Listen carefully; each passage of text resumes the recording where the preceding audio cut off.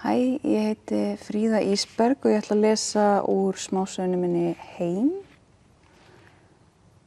Hello, my name is Fríða Ísberg and I'm gonna read from my short story Home, which is featured in the Book of Reykjavik, published by Comma Press.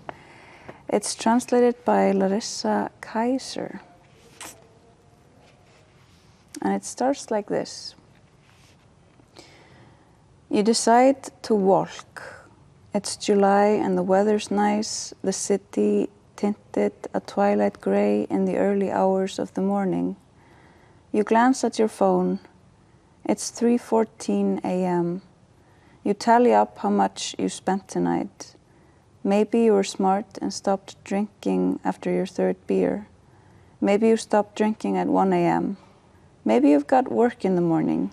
You look like you're around the age where you're still pulling weekend shifts in a restaurant or cafe. Maybe you ended the night by chugging the last of many beers. You're not the kind of girl who lets half a pint go to waste, even if all your friends are heading out the door, even if your wingwoman has found a suitable someone for the night. You look at your phone again and stick it in your pocket. Grasp your keyring and your other one, thread your fingers through the keys and clench your fist. A ready-made mace tucked inside your trench coat. It makes you feel better, even if you don't really know anything about self-defense. Are you supposed to punch your attacker right in the face, or swing your fist around like a cat with its claws out?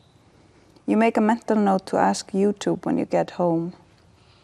Home. How long to get home? You map out the walk in your mind, chart a rough course in advance, taking into account what streets are narrow and shadowy in the half light, and what streets are wide, well lit, and well trafficked. At some point, you're going to have to take a deserted street that's lined by tall hedges. Your best friend's little sister was attacked on a street like that. Or maybe it was your best friend herself. You never take that street after dark. And there's another one you never go down anymore either, even though it's the most direct route home, since you found out a girl was attacked there a couple of years ago. It was in the news. The attacker threw her against the wall and was tearing at her pants, and she screamed and he ran off. You're not sure how loud you could scream, or whether you could scream at all, really. Maybe that would be a good thing to practice sometime.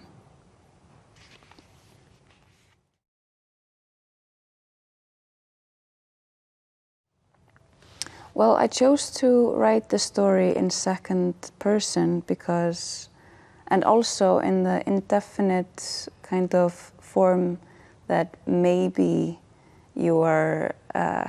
maybe your hair is blonde, maybe your hair is brown, maybe you have a boyfriend, maybe you don't, because I really wanted to apply to everyone.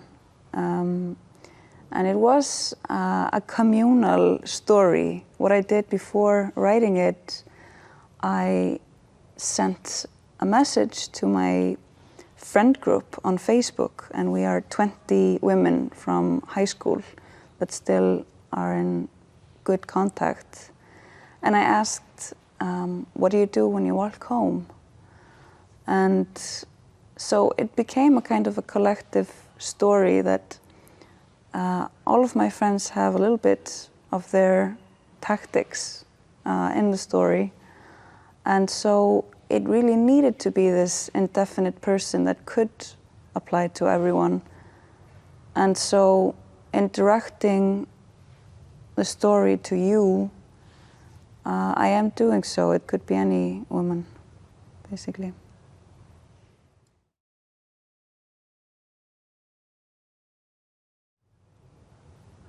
I guess my normal approach to writing a story is that there is, maybe one conflict that really is on my mind, and I want to portray it in the story because, a short story doesn't really need catharsis, or it doesn't really need a solution. It can just address a problem without kind of having to demand an answer. And I think the short story form is very intuitive. It's a very intuitive form. Sometimes you put sometimes you write the last sentence and you don't think that it's the last sentence, but as soon as the last word is out, then you're just, okay, this is finished. And yeah, so I guess that's my way of communicating to the short story form.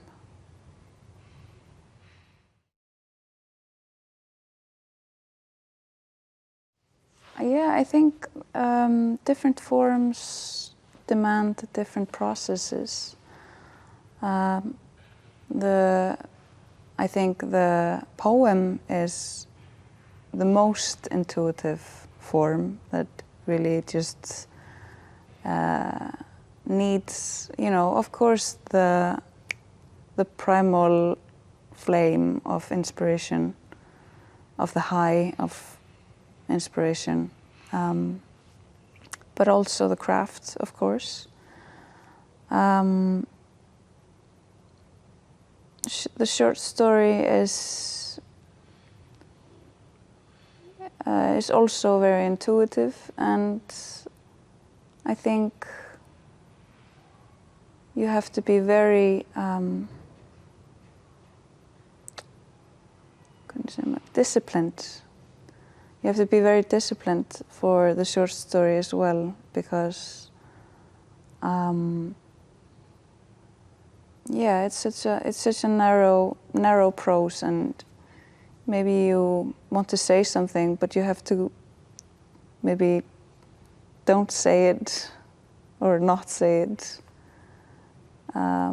Whereas I think the novel is just, I've only written one novel, so I'm not an expert, but I think the novel is much more planning and much more plot, and so you really have to divide your process between the idea of the novel and the writing of the novel, or the intuitive part, which is just, following your characters and their feelings.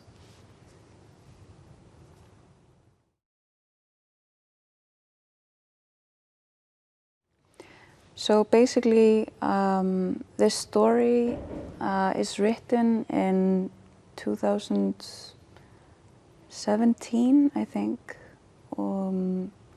There had just been a murder in Reykjavik of a young girl who was 21, and she was walking home and she was picked up by two men, and she was found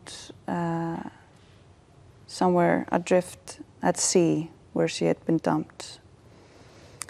And this really struck a chord in the Icelandic nation, because we're just not used to this violence. We're just not used to it, that young women are being picked up and murdered. It's just, so it really shook us all to the core. And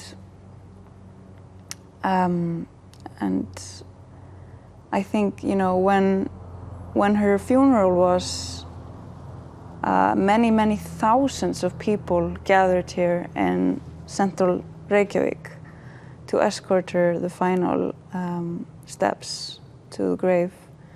And it was just, it was just very sobering and really after, it was a trauma for the nation. And after that, the kind of, not paranoia, but the understandable fright within the female community of just walking home in a city which has, usually been described as the safest city in the world, or one of them, It was just, it was just a really deep trauma within our community, and so we just then kind of we started talking a lot within, the female community, how we protect ourselves and how we walk home, and we started comparing our experiences, and it turned out that a lot of us had been, doing the same tricks, and it was before Me Too, and it was before text me when you get home, the hashtags, and so the Icelandic media went into this kind of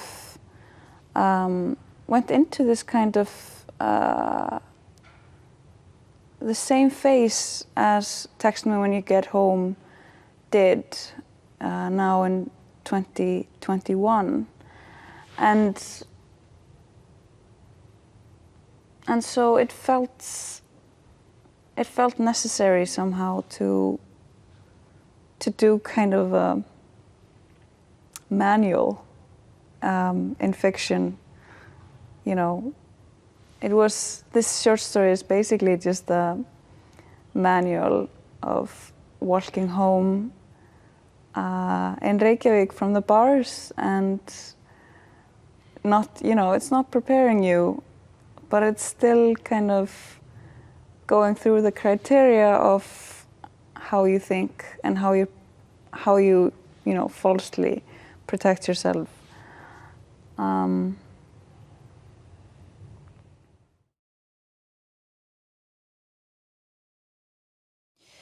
Yeah, my favorite things to do in the literary aspect of Reykjavik is to go to poetry evenings, to go to the readings. There are, obviously the Christmas book flood is a big part of that. We get just a whole feast of authors reading from their works all over town in October, November, and December. And it's really just a saturation of, of books, that come just flooding in through these months. So that's I think, the book person's favorite time of the year. The reader's favorite time of the year. It's not really often the author's favorite time of the year, because it can be quite stressful. But yeah, me and my poetry collective, we host a monthly poetry night every third Thursday of the month. And so our idea is, it's called Imposter Nights, or Svikakvöld in Icelandic. And it's basically a venue for young poets, new poets, old poets, foreign poets, translators. It's just, we try to mix, and we always try to have some established poets in every night, and also people who are reading for the very first time. And usually there are around 8 poets in these evenings. Yeah, so it's kind of, we just wanted to make a communal space where everybody's welcome.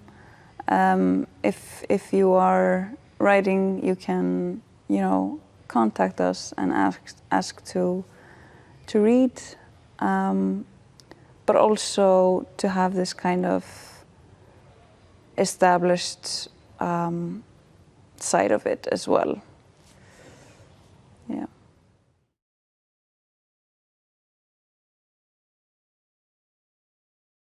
Hi, ég heiti Björn Halldórsson. I'm an Icelandic writer from Reykjavik, and I have a short story called Two Foxes in this wonderful collection of Icelandic short fiction from Comma Press called the Book of Reykjavik.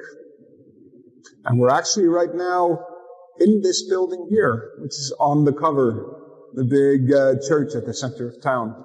That's where we are right now. The story is called Two Foxes,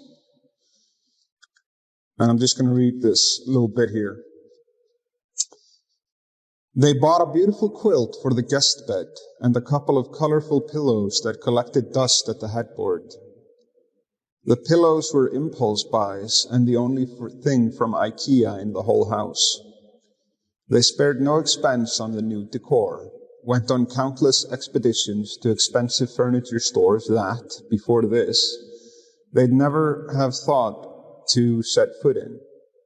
Picked out a sleek designer sofa, decorative footstools, and other incidentals. It would, after all, be their last home. The kitchen had all the top-of-the-line gadgets, all in red as per the color scheme.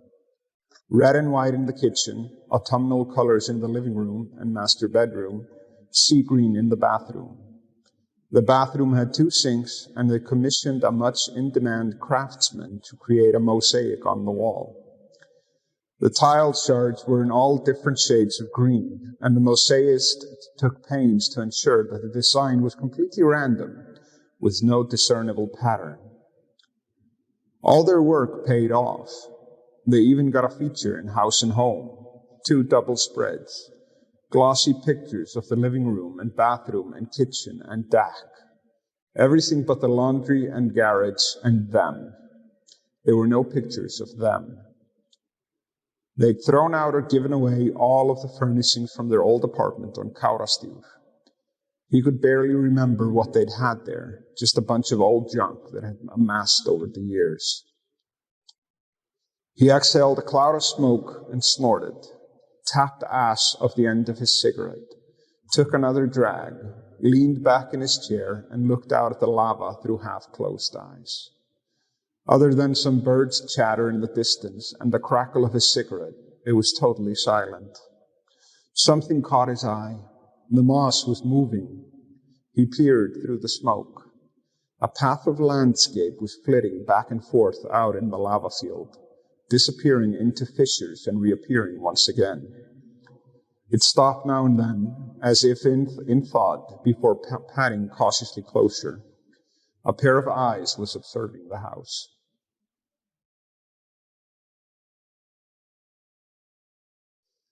The story was originally published in my first book, which is a short story collection that came out in 2017. And I think at the time there were a lot of writing by young authors that was coming out that all took place in downtown Reykjavik, in this area that we're kind of in now. It's called Þingholtin, which is sort of the old Reykjavik. And I kind of deliberately kind of went against that because I am raised in the suburbs, as a lot of people are, and then, moved downtown later. So all the stories in that collection take place in the suburbs. And this particular story takes place in a new development in the suburbs, which is quite common here. Reykjavik is a very young city. It's growing very fast for the entirety of my life. It has been expanding. And it's not like other countries because we have so much empty land. So it takes place in one of these developmental areas where the streets are being paved and sort of put down, and a grid is being laid down in basically an empty natural environment, such as a lava field, which are quite common here. I kind of grew up in places like that, where, the streets have been laid out, they've put down the grid, but, the light posts don't have heads quite yet, and not all the houses are built, so you can sort of see the outline of the city, but it hasn't been entirely colored in yet. So it's a fairly empty area. I mean, yeah, the story also takes place in sort of the post-crash years in Iceland, where everything sort of ground to a halt for a while. We had this great influx of all these building and just this ridiculous expanse going on for so long. And then sort of the crash came, and all these dreams they got put on hold for a while. So we had a long period where there were these areas that had been designated for further development, for housing or malls, where things just stopped. They just kind of stood still. And the residents of this house, this sort of couple approaching middle age, they've kind of been abandoned to one of those neighborhoods. They have sort of gotten their house built, but the surrounding area is quite empty.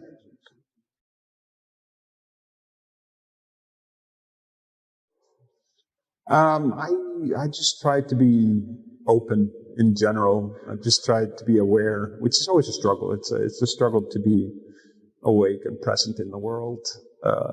I think it always has. I don't think it's any more difficult now than it has always been, to be honest, despite what people say. And one means of doing that is I try to be in a position to capture whatever may come to me in my daily life. So I make sure to always have my little note cards with me and a pen. And whether it's something I find through reading or through talking with other people or just absolute complete strangers in the street, I just make sure to jot down things and then just put them in a safe place. I don't necessarily end up using them, and I don't necessarily get right to using them then and there, but I like the feel of sort of gathering a vast amalgamation of thoughts and ideas. And then quite often when I am working, it becomes a sort of source that I can dip into, particularly when I'm running into problems. I dip into this resource of quotations and general random writings, and they help me get started again or help me sort of guide the way and sort of put out boundaries and articulate what it is I'm trying to achieve in my writing. I would say so. I mean, here in Iceland, it's quite common that kids start working quite young. And I don't mean like work. I mean, it is work, but you get part-time jobs at a young age, and you sort of like when you're 15, something like that. And sometimes they're just weeding gardens and whatnot, but often you end up sort of interacting with people you wouldn't run into normally. I mean, I remember there was a teacher strike when I was in school, and my dad didn't want me hanging around at home, so he got me a job at a tire changing garage for 2 months or something. So I would have been like 15. No, I would have been 16 at that point, I think. And it's just, you end up, it takes you out of your comfort zone. And I think that's one of the best things a writer can do is amass experiences. And I don't necessarily mean just experiences, not like traveling, but just meet people. Not just the people around you, the people in your vicinity, someone you wouldn't necessarily run into unless you made the effort to get to know them.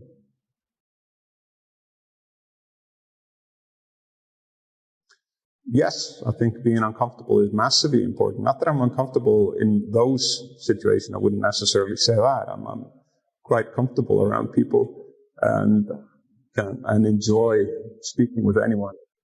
I think with me, being uncomfortable is more something to do with the process. I need to some extent, not know what I'm doing to be learning while I'm writing. So if I learn or know how to do something, how to write a story or a novel, it's no longer a matter of exploring, of searching, and therefore it gets boring. You know the solution beforehand.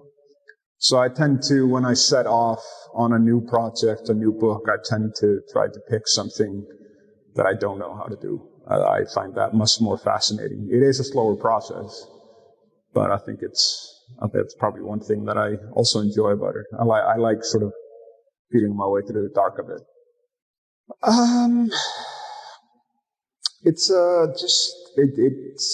It's forcing yourself to put away, a few hours in the day to just sit there doing the work, whether it's going well or not, whether you're making progress or not, to try and wrestle with what you mean to achieve and what you mean to the piece to become, but also like not interrogating yourself too much along the way, but actually sort of just making absolutely certain you get something down every day. And then often you don't quite see what it was you meant to do until much later. Writing and editing is quite different things in my experience. Writing is, I write by hand quite a lot, the early drafts, and that's a means of just getting lost in sort of the linear aspects of writing, not being able to constantly go back and fix things and just sort of get as much down as you possibly can without sort of interrogating yourself, without, wringing your hair out over every single decision you're making. That comes afterwards. That's a different aspect where you end up recruiting readers. I usually recruit, 5 readers or so. That's sort of the system that I came up in, which was the creative writing schools types of systems. So I end up recruiting 5 readers. I don't actually ask them to read for me until I've done everything that I know I can do by myself, until basically the book is as good as I can make it completely by myself. That does not mean it's finished or perfect. That's the point where I recruit other people to come help me out, to read over for me. And the reason why I get so many people, when I get 5, is I like to be able to compare, because readers disagree. They often, somebody will love something that someone else will hate. So I like that sort of aspect of gathering data to make an informed decision. And also just giving me the space and freedom to disagree. One of the most important things about writing is ignoring very good, thought out advice and just ignoring it and just going, no, I'm going to do that anyway. It doesn't matter what you think. So my story in this collection was translated by my good friend and translator, Larissa Kaiser, who has translated 3 of my stories so far. I love working with Larissa because she makes these sort of bold choices, like not necessarily all the way throughout. She will sort of pick her battles. So there will, at all times, there will be 1 or 2 instances where there will be a very bold choice. And I know, usually I sometimes try and argue, and we have a discussion about it. And I often, and then sometimes we will amend it or change it, however is necessary. But I usually know that that's the end of a long process where there were probably a lot of other choices that she decided not to go with, sort of an earlier draft. So if she includes a choice that seems bold or risky to me in the draft that she provides for me to read over, I know that's a thought-out decision. That's not haphazard that came. I know that's her being convinced that the risk is worth the reward, definitely. It's an interesting bit because I did most of my study in the UK. I studied English and American literature at the University of East Anglia, and I did my creative writing degree at the University of Glasgow. So I'm quite accustomed for a long period of basically writing in English. That's kind of how I came up as a writer. And that's a complicated thing to explain to people. But basically, I think at that time, when I was younger, it could be a very intimidating thing to write in Icelandic, because Icelandic is a very precious language, which also means it's heavily, I wouldn't say regulated, but cared for. So people have a very set idea of what Icelandic is and how you can use it. Thankfully, some of these things are changing now, which means we're finally able to receive more voices from immigrant, 2nd, 3rd generation Icelanders, which were pretty much absent from Icelandic literature until very recently.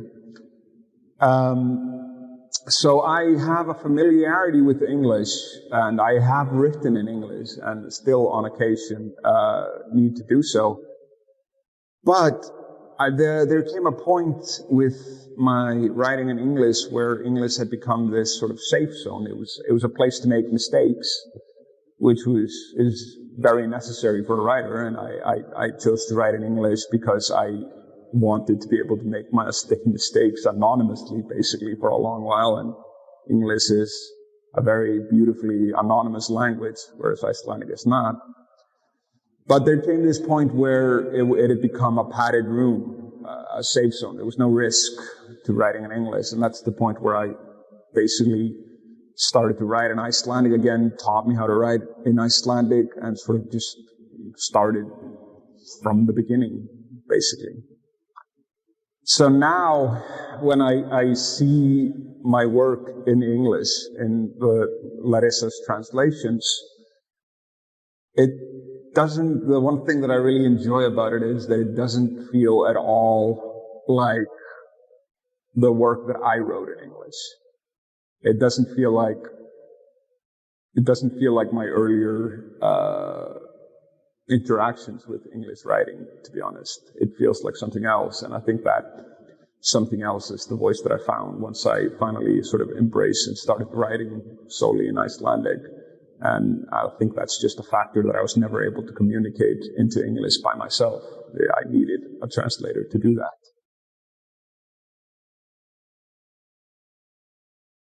What I really enjoy, sort of when you think about the literary scene in Reykjavik, is that I think in the past decade or two, it has become far more open than it used to be. When I grew up, I didn't know any writers. I didn't know anyone who wrote. And I think that's one of the main reasons why it kind of took me a long while to sort of start writing myself, longer than I would have liked. I'm always quite jealous when I read about people who, were writing from a very young age. With me, it wasn't until I was, 27, that I really started taking it seriously. And I don't think that's really the case anymore. The sort of new generation of writers, through a series of independent, smaller publisher, they've sort of created their own scene, because I think the older scene was very kind of closed off. It was a wonderful, very interesting, like punk thing going on with that scene, but it was hard to, particularly with the poetry, it was hard to know where to go. But now this sort of new generation of poets in particular, or a lot of people in Icelandic basically start off writing poetry and then sort of move on to novels or alternate between the two for the entirety of their careers. They've actually been doing a wonderful job of sort of making venues and settings in, bars and cafes and bookstores downtown, and just hosting events that are open to all, and encouraging people to arrive and encouraging young people to attend and take part and share their work. And that's a new thing that I think bodes very well for the future of Icelandic literature.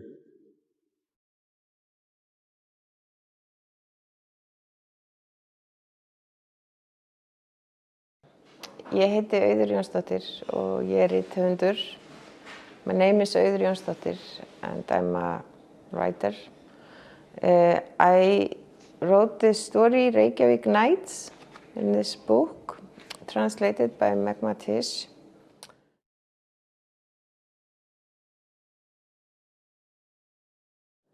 Now she's 45 and has started partying again. She's so newly divorced that she tore the sheets of her bed and hadn't bothered to replace them before going out to have fun. So alphabetic that she still slept on a mattress on the floor in a rented flat. She'd intended to vacuum for the last 2 weeks, but put it off because of the renovations in the bathroom. It would hardly take any effort, yet dust settled over everything.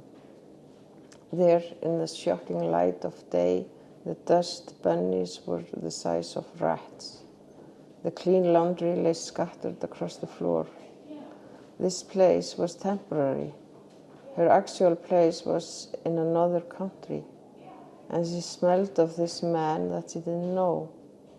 and the bathroom looked like a car park. Sorry, the bathroom looked like a car park under the construction. She wasn't a woman, she was a freak.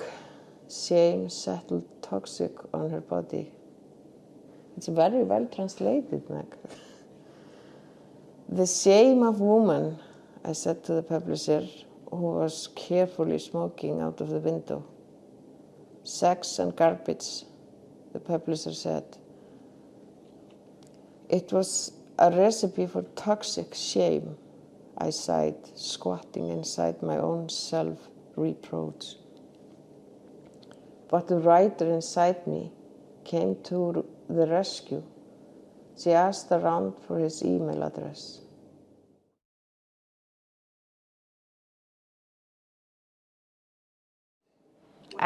I write in a state of flow, in a way, and as I get older, I trust this flow better and better. In a way, I think the writings are more clever than I am.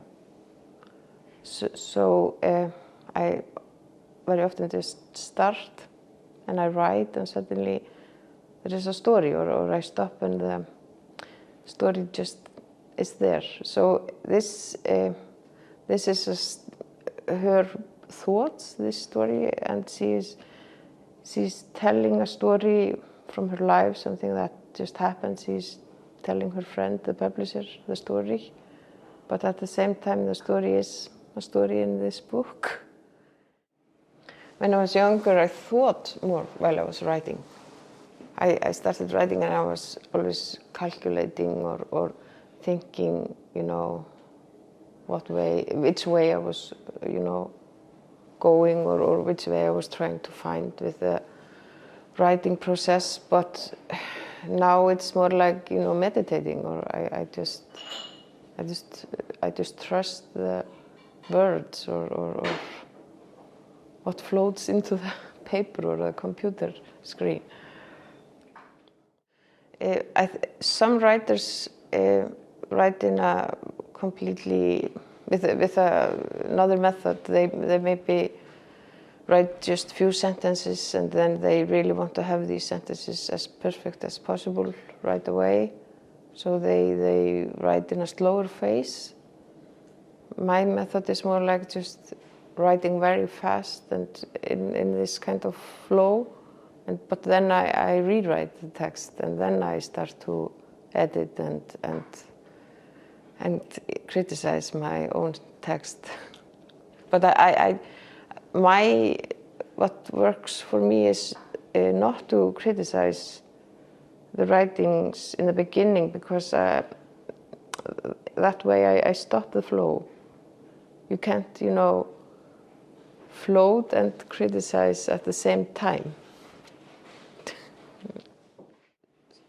If I have a, long novel, then I write again some chapters. Other chapters I edit, or I write many sentences again, or I just look over the whole work and I start. It's like editing work, but sometimes I, throw away some chapters and write new chapters, and then, but I also, something just is already just as it is supposed to be, but then I'm just editing, the little details, or making the sentences more beautiful, or more,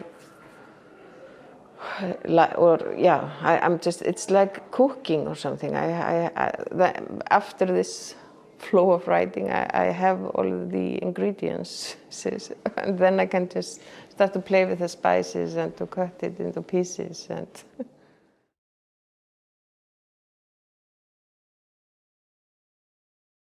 I don't know how old Mokka is exactly, but we have all these legendary stories about bohemian artists sitting there and smoking and drinking the best coffee in town, and talking about all kinds of art projects.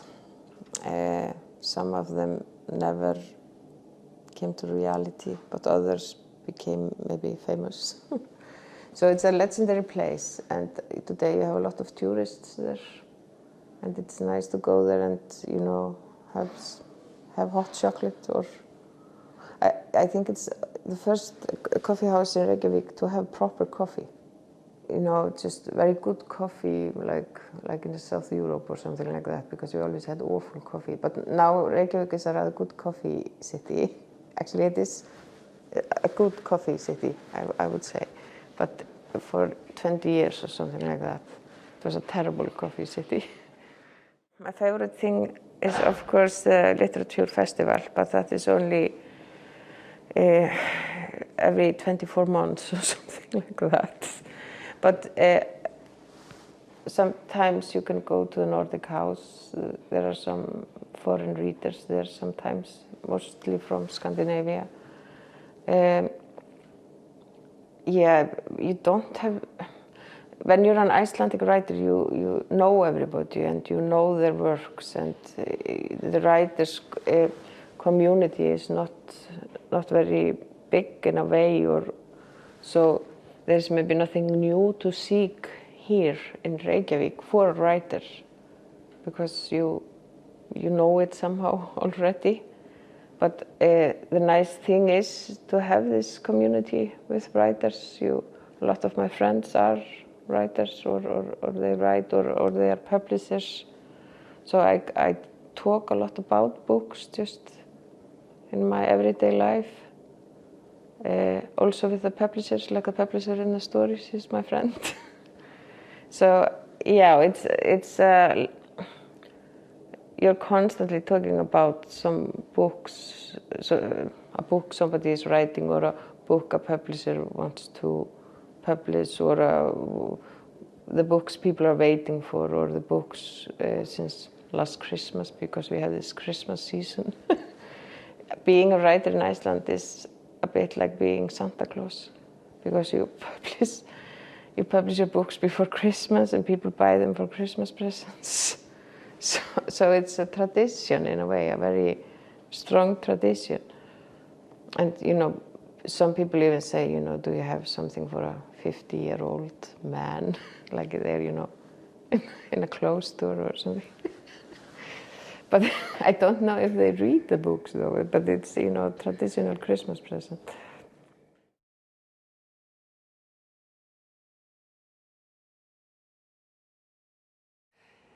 Ég heiti Vera Júlíusdóttir og ég ritstýrði The Book of Reykjavik með Becca Parkinson. Hi, my name is, I'm Vera Júlíusdóttir, and I co-edited The Book of Reykjavik with Becca Parkinson. And to add, I'm also a translator myself and a filmmaker.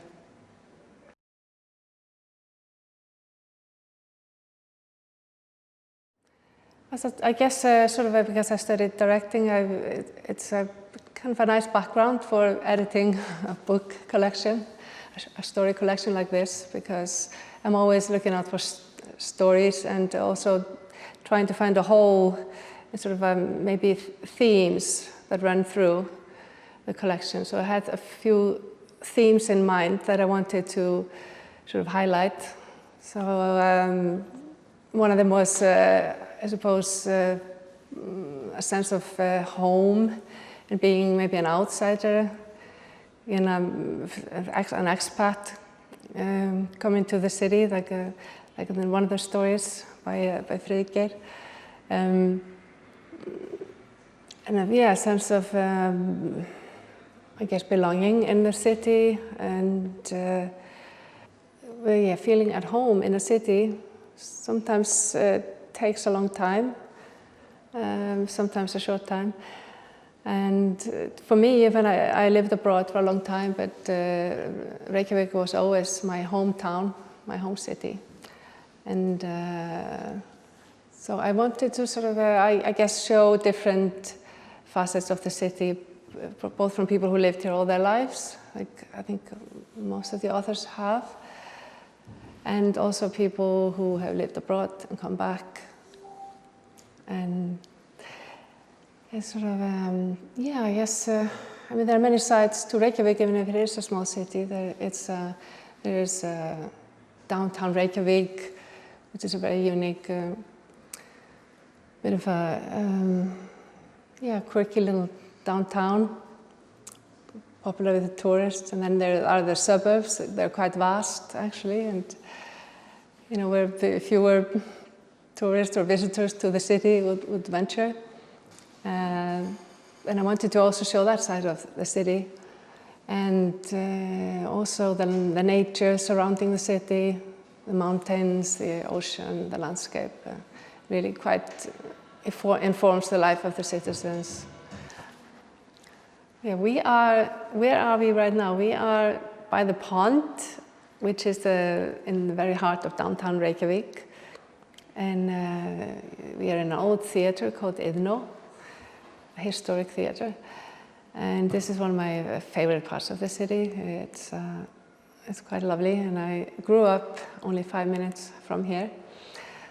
So, and all around Reykjavik, of course, there are mountains and there's the ocean, and it's also, parts of it also built on a lava fields, or I should maybe say the suburbs. And now, recently we had this volcanic eruption ongoing, and very much been reminded of the geography of the city. And it's a very exciting place. It's very much alive. Things are happening, literally. The earth is moving below us.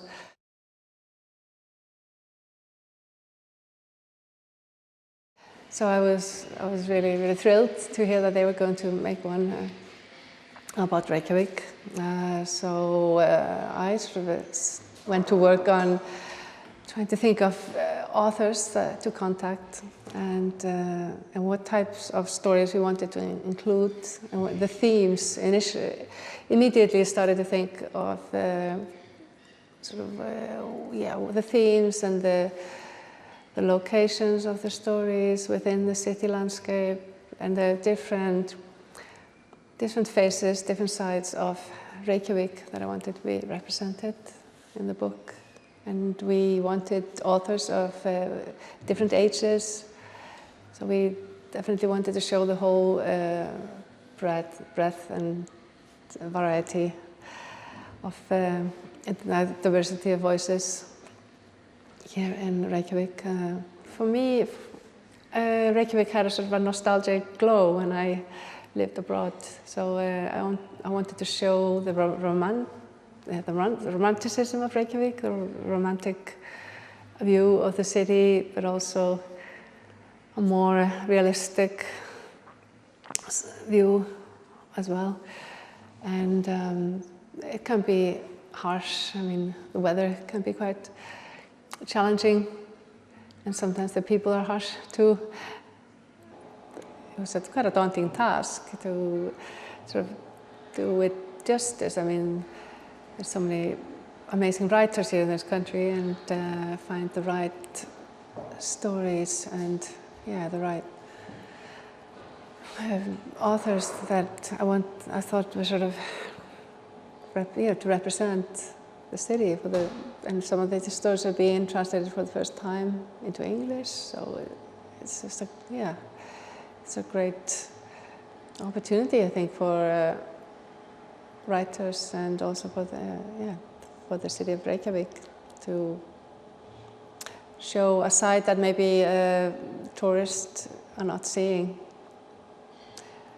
So go deeper and know what, because I think sometimes people here are not we're told we're quite friendly, but maybe we're not very expressive of our emotions.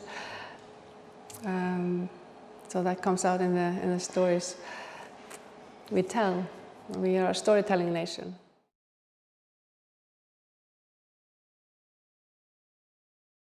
I mean, almost every other person here has published a book in their lifetime. It's really, really amazing.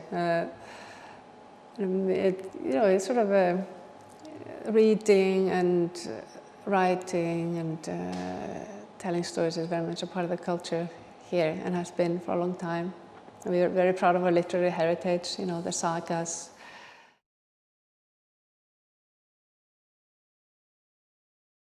It's become much more international, you know, there are people from here, from all over the world want to come here. When I left, this was a very sleepy little city with a handful of cafes and not much of a, I don't know. There has always been very rich cultural life here, but it was much more sleepy and quiet. Yeah, I guess I definitely wanted to include Reykjavik nightlife, because that is a quite famous part of the city and important. Yeah, I hope you'll enjoy the Book of Reykjavik as much as I did selecting the stories, and and I hope it will give you a multitude of stories, and I hope it will inspire you to read more Icelandic literature as well, because there's so much amazing literature here, and hopefully we'll have more translations in the future. And don't just read crime stories, crime novels.